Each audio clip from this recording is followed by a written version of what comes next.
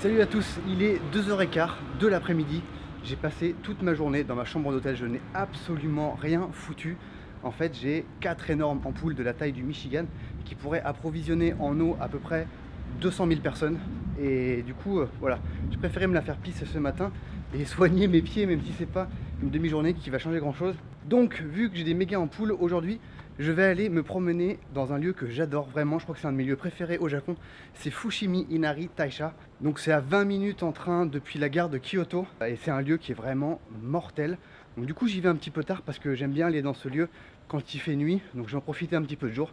Je vais y passer toute mon après-midi et une partie de ma soirée. Donc c'est parti pour un petit coup de métro, un petit coup de train et on se retrouve à Fushimi Inari Taisha.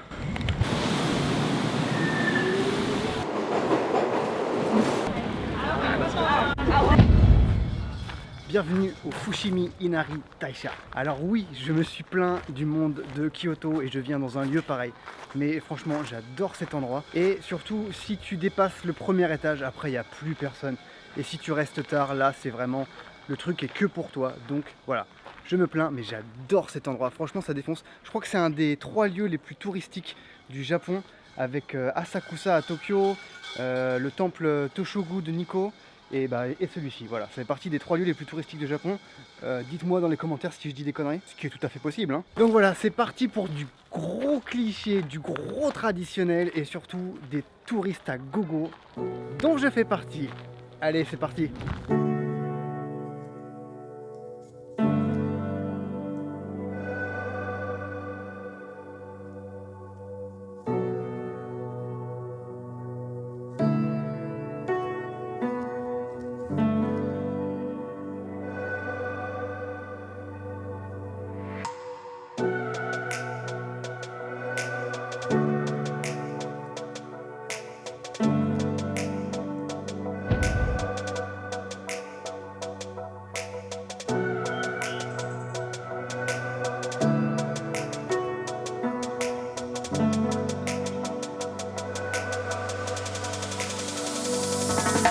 Bon, j'ai pas résisté bien longtemps à la foule après le premier passage de Tori, tu sais, le tout premier où ils sont super serrés, il y a plein de gens.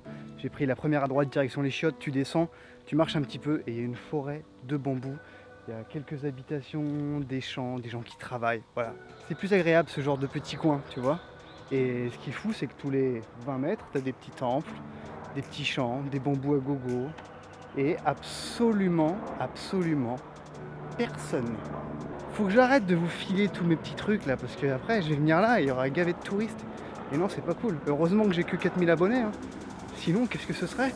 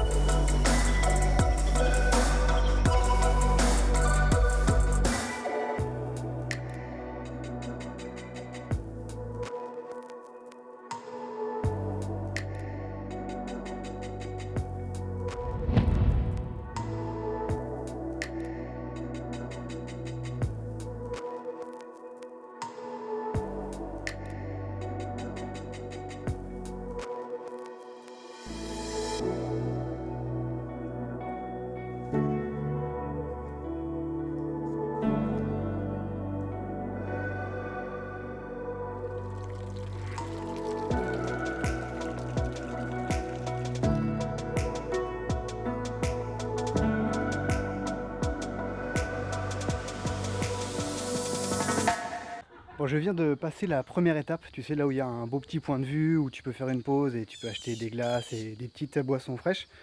Du coup, voilà, je me suis posé là quelques instants parce que c'est vrai que ça donne chaud de monter jusqu'ici.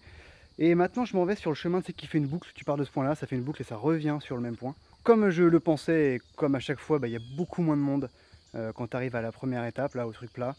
C'est carrément plus cool. Bah, regarde, là, je suis au milieu et il n'y a absolument personne autour de moi. Je suis tranquille. Voilà, donc je vais attendre la nuit, histoire de que les lumières se mettent en marche et de pouvoir kiffer ce lieu de nuit parce que c'est vraiment mortel de nuit. Ce qu'il faut savoir, c'est que ici ça reste ouvert toute la nuit, donc tu peux rester jusqu'à 3 h, 4 h, 5 h du mat si tu as envie. Et c'est franchement bien cool parce qu'il n'y a absolument plus personne. C'est très calme et il y a des lumières qui sont disposées à droite et à gauche et qui donnent un super effet. Je finis mon tour, on attend la nuit et je t'envoie les images de nuit qui à mon avis vont bien te plaire.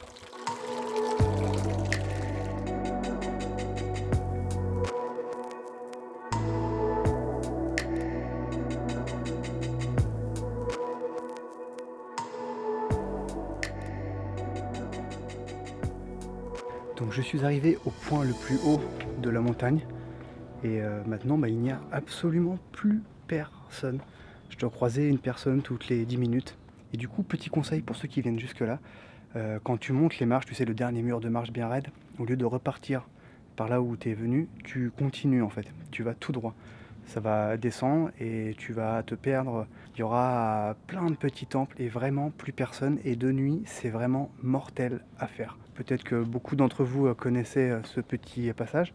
C'est pas un truc caché, hein, mais je vois énormément de gens qui montent ici, qui regardent le dernier sanctuaire et qui repartent par le même chemin. Ce qui est un petit peu dommage parce que quand tu continues, c'est vraiment, vraiment mortel et il n'y a plus personne. Oh, ce que j'aime être ici la nuit. Franchement, c'est pas la chose la plus simple à filmer, mais c'est tellement kiffant quoi. C'est tellement calme. Je sais pas si vous avez vu l'épisode que j'ai fait sur le sanctuaire abandonné sur l'île de Sadogashima. Bon, il n'y a rien à voir avec ça, hein, mais je trouve qu'il y a une petite ambiance, tu vois, un petit peu du genre le truc perdu en montagne, même s'il y a quand même quelques gens qui passent de temps en temps, et même s'il y a des énormes lampadaires qui aident à y voir. Mais voilà, ça me fait trop penser à ça, quoi. Et ça me fait penser aussi au film Le Voyage de Chihiro, quand ses parents sont transformés en porc, qu'elle veut rentrer, et du coup qu'il y a le fleuve et qu'il y a un bateau qui se pointe et toutes les lumières se mettent en marche et les gars sortent du bateau et la ville s'illumine, ça me fait penser à ça. Voilà, Fushimi Inari de nuit, c'est le voyage de Chihiro au début.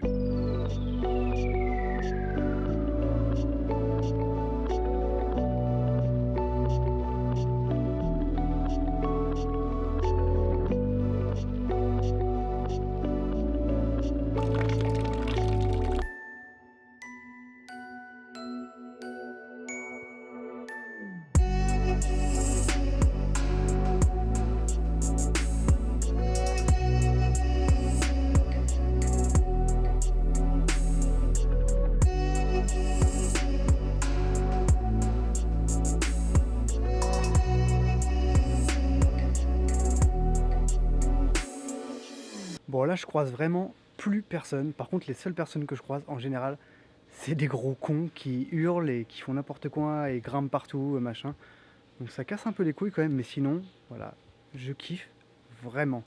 Par contre je commence à avoir une maxi dalle et donc du coup je vais rentrer je pense, finir de prendre quelques shoots sur le bas et aller me bouffer un truc énorme, sale et gras.